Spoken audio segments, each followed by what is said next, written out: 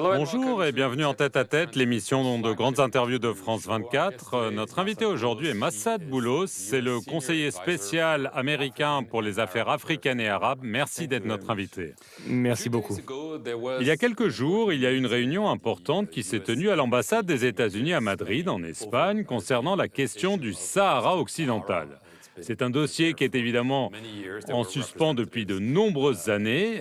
Alors à cette réunion, il y avait des représentants des Nations Unies, des États-Unis, de la Mauritanie, du Front Polisario, mais aussi les ministres des Affaires étrangères du Maroc et de l'Algérie. Un accord est-il envisageable sur ce problème si ancien ? Je vous remercie beaucoup de me poser cette question importante parce que, comme nous le savons tous, il s'agit d'un conflit qui dure depuis 50 ans déjà. Et nous souhaitons réellement voir ce conflit résolu. C'est également le souhait du président Trump. Vous savez qu'il s'investit sur ce dossier depuis son premier mandat. Sa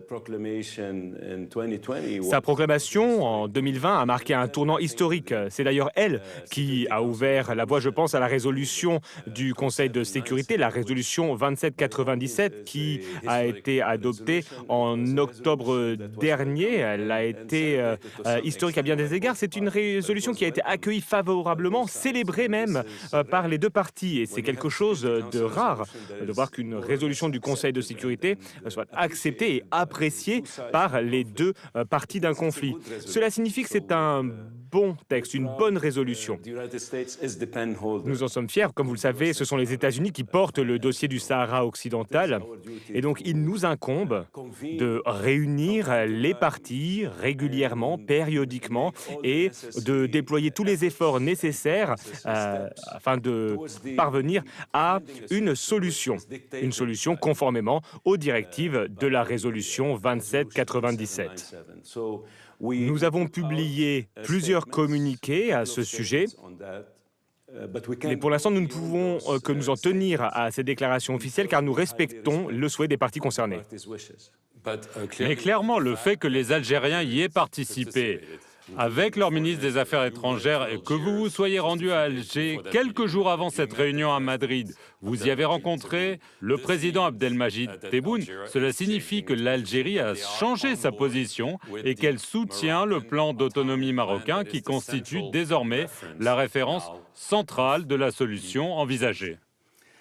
Absolument. Comme je l'ai précisé, notre ligne de conduite est dictée par la résolution 2797 du Conseil de sécurité qui ne reflète pas nécessairement l'intégralité de la position américaine.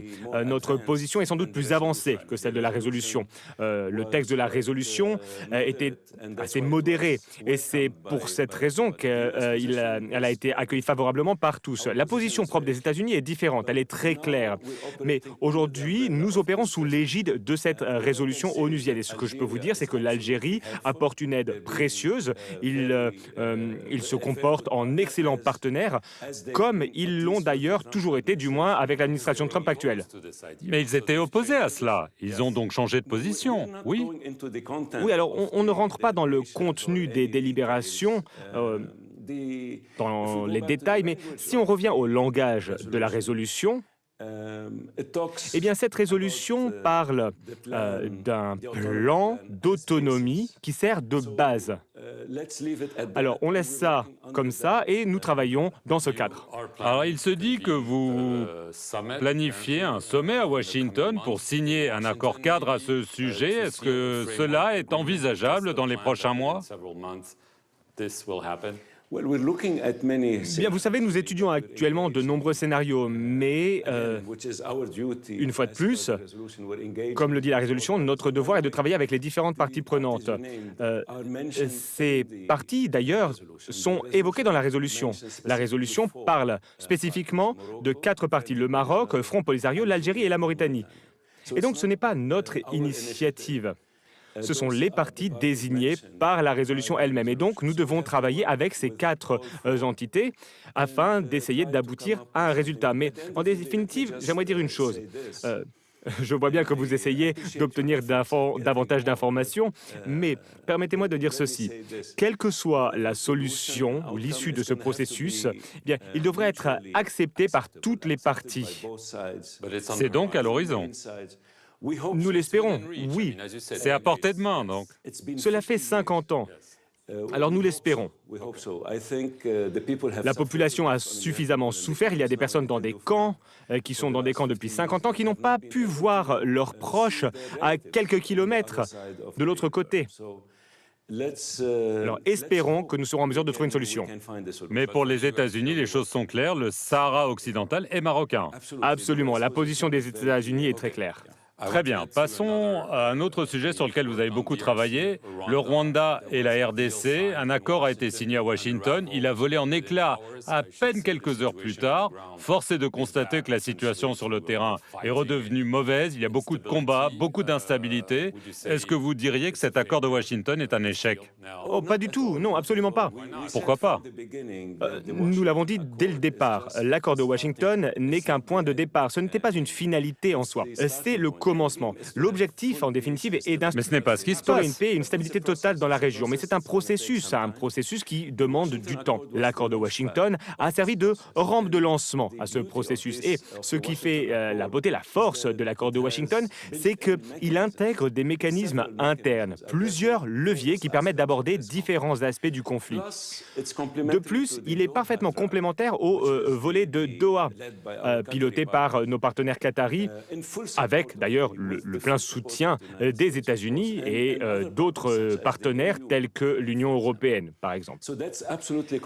C'est une complémentarité essentielle car cela traite spécifiquement la question entre le M23 et le gouvernement de la RDC, un aspect qui n'était pas réellement couvert par l'accord de Washington, qui concernait les relations entre le Rwanda et la RDC. Mais je vois où vous voulez en venir. Bien sûr, nous avons été extrêmement déçus par ce qui s'est produit en l'espace de quelques jours à peine. Mais imaginez un instant si nous n'avions pas eu cet accord. La situation aurait été bien plus chaotique.